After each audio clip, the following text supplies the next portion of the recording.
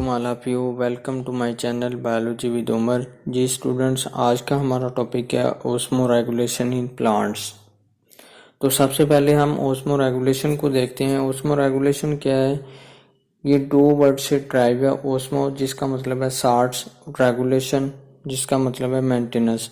अगर हम इसे प्रॉपर डिफाइन करें तो बॉडी के इंटरनल स्ट्रक्चर में वाटर और साल्ट्स मिनरल्स को मेंटेन या रेगुलेट करने वाला जो प्रोसेस है उसे हम ओस्मो रेगुलेशन कहते हैं। बॉडी में वाटर एज ए सॉल्वेंट के तौर पे अपना रोल प्ले करता है और साल्ट्स या मिनरल्स एज ए सल्यूट के तौर पे बॉडी में पाए जाते हैं। और सॉल्वेंट और सल्यूट के मिक्सचर को हम सोल्यूशन बोलते हैं। सॉल्वेंट और सल्यूट का आपस में इंटरेक्शन को समझने के लिए हमें डिफरेंट सॉल्यूशन टाइप को देखना पड़ेगा, जिसमें 3 मेजर टाइप्स हैं: हाइपरटोनिक सॉल्यूशन, हाइपोटोनिक सॉल्यूशन और आइसोटोनिक सॉल्यूशन। हाइपरटोनिक सॉल्यूशन ऐसे सॉल्यूशन है जिसमें सल्यूट की मिकदार ज़्यादा होती है। सल्यूट आपने पीछे ही पढ़ा है कि साल्ट्स या मिनरल जो हैं वो सल्यूट के तौर पे बॉडी में पाए जाते हैं। मतलब साल्ट्स या मिनरल्स की मिकदार जिसमें ज़्यादा हो उसे हम हाइपोटोनिक सॉल्यूशन कहते हैं, मतलब वाटर की कमी हो। और हाइपोटोनिक सॉल्यूशन ऐसा सॉल्यूशन है जिसमें सल्यूट की मिकदार कम हो, मतलब साल्ट्स या मिनरल्स बॉडी में या सॉल्यूशन में कम मिकदार में पाए जाएं, उसे हम हाइपोटोनिक सॉल्यूशन बोलते हैं। उसके बाद थर्ड पे आता है आइसोटोनिक सॉल्यूशन। आइसोटोनिक सॉल्यूशन ऐसा सॉल्यूशन है जिसमें सॉल्वेंट और सॉल्यूट दोनों इक्वल अमाउंट में पाए जाएं। सॉल्वेंट क्या है? वाटर है। और सॉल्यूट क्या है? साल्ट्स हैं या मिनरल्स हैं या डिफरेंट टाइप के विटामिन्स जो कि बॉडी में पाए जाते हैं एज ए सॉल्यूट के तौर पे।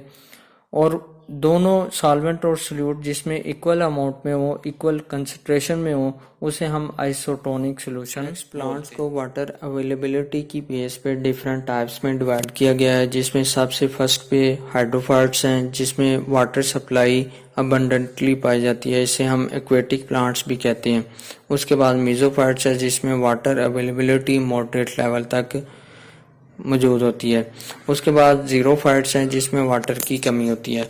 और इन कंडीशन में प्लांट्स में इंटरनल स्ट्रक्चर में वाटर और साल्ट की कंसंट्रेशन को मेंटेन करने के लिए या रेगुलेट करने के लिए प्लांट स्पेसिफिक टाइप की अडॉप्टेशन करता है, जिसे हम बेसिकली ओस्मो रेगुलेशन कहते हैं।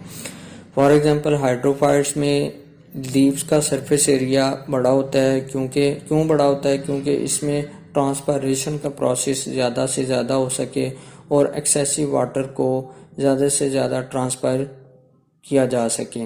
उसके बाद इसमें एक्सटेंसिव स्टोमेटा बहुत ज़्यादा तादाद में पाए जाते हैं। स्टोमेटा आपने पढ़ा हुआ है कि ये एपिडर्मिस में स्पेशल पोर्स हैं, सुराख हैं, जिनके ज़रिए वाटर की मूवमेंट होती है और इनके ज़रिए भी एक्सेसिव वाटर को प्लांट से रिमूव या एलिमिनेट किया जाता है। मीजोफाइट्स। मीजोफाइट्स ऐसे प्लांट्स हैं जिसमें वाटर सप्लाई मॉडरेट लेवल तक अवेलेबल होती है और इन प्लांट्स में एक्सेसिव वाटर को रिमूव करने के लिए स्पेशल पोर्स या स्टोमेटा ओपन होते हैं और जिसके ज़रिए एक्सेसिव वाटर को रिमूव या एलिमिनेट किया जाता है।